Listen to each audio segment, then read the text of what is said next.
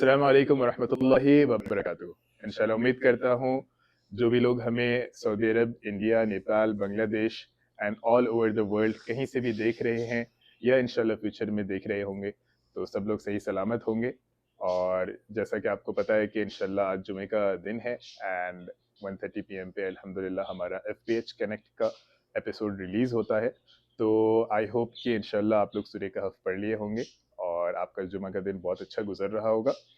आज हमारे पॉडकास्ट पे इंशाल्लाह से काफ़ी एक ख़ास मेहमान हैं जो हमारे साथ अवेलेबल हैं और उनको भी हम अल्हम्दुलिल्लाह से स्कूल के टाइम से जानते हैं एंड हमारे एक तरह से आप उसको कहते हैं ना कि ब्रदर फ्रॉम अनदर मदर, तो वो वाला हिसाब है हमारा उनके साथ। और माशाल्लाह से उन्होंने अपनी डॉक्टरी इंडिया से की थी। That means he is a practising MBBS professional, यानी वो डॉक्टर हैं। उनका नाम डॉक्टर असलम परवेज़ अंसारी है जो हमारे साथ अल्हम्दुलिल्लाह से अवेलेबल हैं। तो डॉक्टर साहब अस्सलाम वालेकुम वालेकुम रहमतुल्लाहि व अस्सलाम, बरकातुहू। क्या हाल चाल? Welcome to FBH connect episode जज़ाकल्लाह नंबर खैर, 4। जज़ाकल्लाह खैर, जज़ाकल्लाह जज़ाकल्लाह। खैर। कैसे हैं आप? कैसे चल अल्हम्दुलिल्लाह, रहा है? आप कैसे हैं? अल्हम्दुलिल्लाह, अल्लाह का शुक्र। सबसे अल्हम्दुलिल्लाह। पहले तो बहुत-बहुत शुक्रिया कि आपने अल्हम्दुलिल्लाह से हमारे लिए वक़्त निकाला और आप जी, हमारे पॉडकास्ट पे आए। एक डॉक्टर से टाइम लेना और टाइम निकलवाना एक बहुत बड़ी बात होती है, क्योंकि हम समझ सकते हैं कि पेशेंट्स रहते हैं, पेशेंट्स की कॉल रहती हैं एंड आपके ऊपर एक ज़िम्मेदारी रहती है एनी टाइम। तो बेशक, बेशक। बहुत-बहुत शुक्रिया आपका पॉडकास्ट पे आने के लिए। सबसे पहले तो हम ये चाहते हैं कि आप हमारी ऑडियंस को इंशाल्लाह से अपने बारे में इंट्रोड्यूस करें कि आपकी पैदाइश कहाँ की थी और आपने स्कूलिंग कहाँ से करी और आप ग्रेजुएट कहाँ से हुए एंड फाइनली उसके बाद हम आपसे पूछेंगे कि आपका सऊदी अरब तक का सफ़र कैसा रहा। तो पहले आप हमें अपने बारे में हमारी ऑडियंस को इंशाल्लाह से इंट्रोड्यूस करें। जी, अस्सलाम वालेकुम, first of all, for everybody who's watching this. And uh, I was born in India, but I was raised and brought up in Saudi Arabia. I've completed my 10th in ISR with him, my best buddy. मेरी schooling हुई है international Indian school से, okay, जहाँ से आपने भी पढ़ा है, अल्हम्दुलिल्लाह ओके. जी, and we were very close and we are still very close, okay. अल्हम्दुलिल्लाह। एंड मेरे कॉलेज हुआ है कटिहार मेडिकल कॉलेज से, यू कॉल इट KMC. ये भूपेंद्र नारायण मंडल यूनिवर्सिटी के अंडर आता है, उससे एफिलिएटेड है. ओके, और उसके बाद ज़िंदगी का सिलसिला यूँ हुआ कि हमें पता नहीं था करना क्या है, पर इतना पता था कि हम पढ़ते अच्छा थे। तो धीरे-धीरे करके जैसे करियर को इनबिल्ट किया जाता है बच्चे के अंदर, वैसे हमारे पेरेंट्स ने इनबिल्ट किया हमारे अंदर. और I went for my further studies 11th and 12th along with preparation for my medicine. And I have done it from Kota, Rajasthan, okay, Allen career institute से. It was a very good place, okay, mesmerising actually, because एक particular chapter को पढ़ाने के लिए एक teacher आता है वहाँ पे. इनऑर्गेनिक केमिस्ट्री पढ़ाने 23 टीचर आते हैं. Just let it be normal, but it's very in depth study. उसके बाद 12th क्रॉस हो गया मेरा, अल्हम्दुलिल्लाह अच्छे मार्क्स आए थे. And I did my NEET UG, okay. और मेरे उसमें भी लगभग ठीक ठाक मार्क्स आए थे, बस इतने नहीं आए थे कि मैं गवर्नमेंट में जाता. तो I took my career in a private medical college. और it was semi government, Katihar medical college, you call it KMC. Okay, I have completed it in 2021.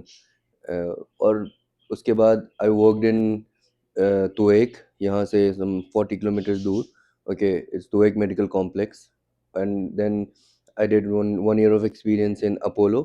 I was in cardiology for 6 months and general surgery for 3 months and internal medicine for 3 months. I actually had this made up कि मुझे इस country में further proceed करना है. सो मुझे वहाँ पे junior residents को 1 साल का वो दिया जाता है, ओके, कि ना ये आपका वो कॉन्ट्रैक्ट पीरियड है. And I didn't even wanted to extend it, because एक डॉक्टर से जितना वर्क लेना चाहिए उससे वो लोग 3 टाइम्स लेते हैं. And they pay is not so much, okay. And I don't say that कि it's not a good place, it's a very amazing place, okay. Every doctor should work there, but it's just that कि ना आपको एक exposure मिलता है, okay, to see variety of patients, okay. I am talking about Apollo, okay, Indraprastha Apollo. It's in Delhi. They have 2 branches in India. The main branch is in Chennai and the sub branch is in Delhi. And I have interacted with foreign patients and everything. बहुत सारी surgeries भी assist की है, ठीक है। And then I came, like actually my basic motto was to work and along with staying with my parents, because you know the duration you spend for your career, you got to see your parents as well, because I've been out 12 years of my life, okay, after I got into the youth, okay, after my 20s. So I tried for this country, okay, I had to give my license here. और यहाँ पे main एक चीज़ क्या बताए, you need to be legit, okay, for your degree, your experience, okay, that is from data flow.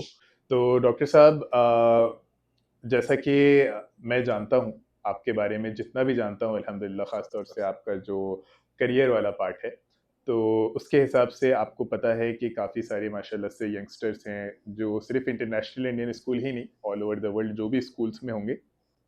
Specifically हम Saudi अरब की इसलिए बात कर रहे हैं क्योंकि हमारे पॉडकास्ट सऊदी अरब में शूट हो रहे हैं, और बहुत सारे लड़के हैं जो अभी के टाइम पे हो सकता है कि 12th क्लास में होंगे, इंटरनेशनल इंडियन स्कूल में होंगे, चाहे मिडल ईस्ट स्कूल में होंगे, चाहे यास्मीन स्कूल में होंगे, जो भी स्कूल्स में होंगे।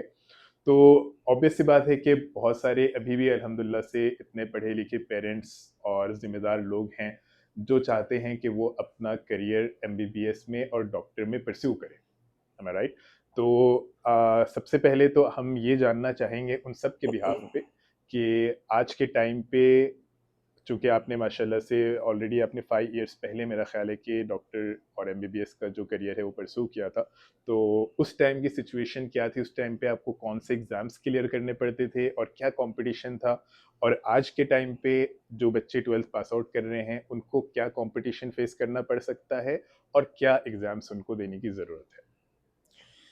एक्चुअली मैं 2015 में एमबीबीएस ज्वाइन किया था, okay, and I have clear it out in 2021।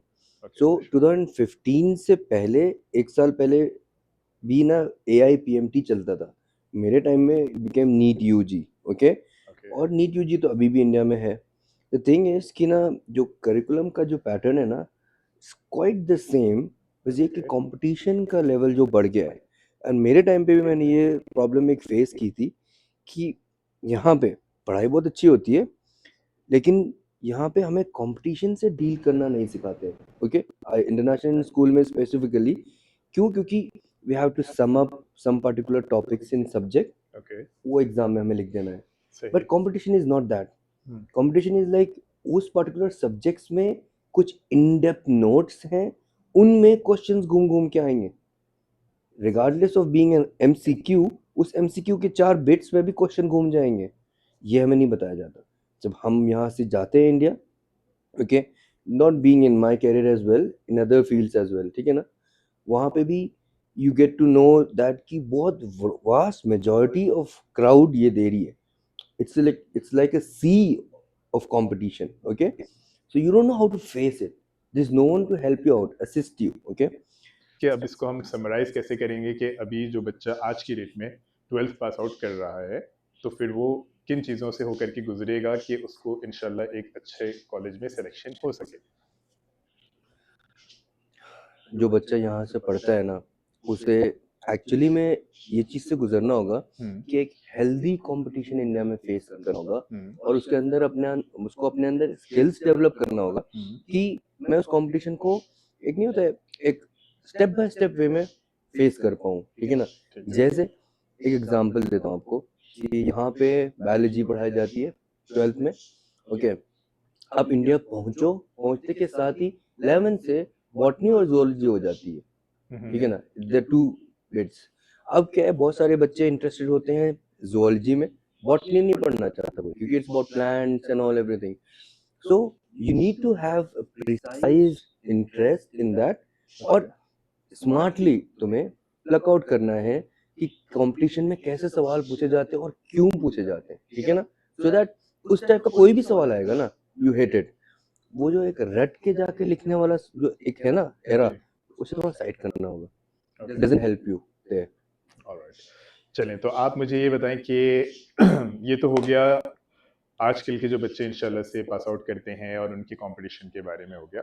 तो आपने अपना जो करियर माशाल्लाह से स्टार्ट किया और आपने जो अपना मेडिकल परस्यू किया, तो आप कुछ अपनी जर्नी के बारे में बताइए कि आपने लेके जैसे 10th क्लास के बाद इंटरनेशनल इंडियन स्कूल से रिलीज लेकर के आप कोटा में चले गए थे और आपने एलन में अपना एडमिशन लिया था एंड आपने एलन के थ्रू अपनी कंपटीशन की तैयारी की है। तो हमें एग्जैक्टली। आप मेडिकल की उस जर्नी का बताइए जो आपने यहाँ से 10th के बाद क्यों सोचा जाने का और क्या चल रहा था आपके मन में, और माशाल्लाह से वहाँ पे गए तो वहाँ पे आपको क्या डिफिकल्टीज फेस करनी पड़ी 12th तक के लिए। मैं यहाँ से निकला था ना, I was not a brilliant student but I was a hard working one. Okay. And मुझे ये किसी ने नहीं बताया था कि तुम अगर हार्ड वर्क कम करते हो ना, so like you have to be brilliant as well. Okay. Okay. मुझे पता था इतना कि अगर तुम बहुत ज़्यादा मेहनत करते हो you can achieve it. Okay. Regardless of being a brilliant person, brilliant in the sense उस एक बार शायद पढ़ने की ज़रूरत पड़ती है, he can accept that. Me when I passed out from 10th standard ISR से, ओके, वहाँ पे जब मैं गया I found myself average. Okay. और यहाँ पे मैं एवरेज नहीं था अमंग ऑल माई फ्रेंड्स। ठीक है ना। I scored 9.2 CGPA। अभी तक टिल डेट मेरे इंटायर फैमिली में कोई नहीं स्कोर कर पाया, but I was among the lowest among the people. Okay, my peers, my friends, सब अभी अलग अलग कंट्रीज में, कोई यूएसए में, रशिया में and all. So I just want to say that कि ना, इंसान जब एक छोटे से जगह पे रहता है ना, उसे लगता है कि वो बहुत ऊंचाई पे। When you face the competition you actually know your worth, real worth. वहाँ पे मुझे एक पर्टिकुलर सब्जेक्ट पढ़ने में, ठीक है ना, बहुत ज़्यादा उसे बेसिक से समझना पड़ता था। इनफैक्ट जैसे कि एग्जांपल है न्यूटन का लॉ ऑफ मोशन। ठीक है। इनर्शिया पढ़ा है न्यूटन ने। ठीक है ना, कि कोई ऑब्जेक्ट को कंटिन्यूअस मोशन में रहने के लिए एक फोर्स चाहिए। वो फोर्स जो है ना, नहीं होता है, it's it has to be given to it. Okay. Right. ये समझना और उसकी उसकी कैलकुलेशंस एंड ऑल, ये नहीं बताया गया था हमें ये बताया गया था कि there is a formula behind it. Okay. And you work with the formula to solve the question, simple. Okay. Exactly. there you get to know in Kota, okay, Allen Career Institute, कि how does it being produced, और भी दुनिया में चीज़ें वो कैसे function करती हैं, तुम्हारी खुद की बॉडी में कौन से टॉर्क लगते हैं तो कौन सा फोर्स निकलता है। Okay, how does the muscle work. ये सब चीज़ें मैं वहाँ बेसिक में 11th 12th में पढ़ाई जाती थी। So that was the reason why I chose, because कि एक 11th 12th के साथ साथ आप 12th वो कर भी रहे हैं सीबीएसई करिकुलम से, और आप कोचिंग भी ले रहे हैं। ठीक है ना, तो वो कोचिंग आपको इन डेप्थ नॉलेज देते थे। वो टीचर्स मुझे ये भी समझाते थे कि यहाँ पढ़ लो, तुम्हें मेडिकल कॉलेज में भी ये बेसिक्स नहीं बताया जाएगा। ठीक है। तो डॉक्टर साहब माशाल्लाह से जैसा कि आपने अपनी जर्नी के बारे में बताया और आपने माशाल्लाह अपना काफ़ी एक अच्छा एक्सपीरियंस शेयर किया जो आपका कोटा राजस्थान में माशाल्लाह से गुजरा था। तो जो भी नए बच्चे हैं जो मान लीजिए कि 12th क्लास सऊदी अरब से पास आउट करते हैं, ठीक है, एंड वो एमबीबीएस का जो करियर है उसको ऑप्ट करना चाहते हैं, मेडिकल ऑप्ट करना चाहते हैं बेसिकली। चूँकि मैंने भी अल्हम्दुलिल्लाह से एमबीबीएस की तो नहीं मगर आईआईटी की अल्हम्दुलिल्लाह से तैयारी की थी कोटा राजस्थान में एलन से। तो क्या होता है कि जब हम 12th क्लास यहाँ से पास आउट करके जाते हैं और हम एक कंपटीशन को फेस करते हैं और उसकी तैयारी करते हैं, तो हमारा एक साल जो होता है वो ड्रॉप होता है। दैट मीन्स कि हमारा एक गैप आ जाता है 12th क्लास के बाद। हम एक साल उस कंपटीशन को क्रैक करने के लिए आप किसी भी पर्टिकुलर कोचिंग में तैयारी करते हैं, B it for IIT, B it for medical.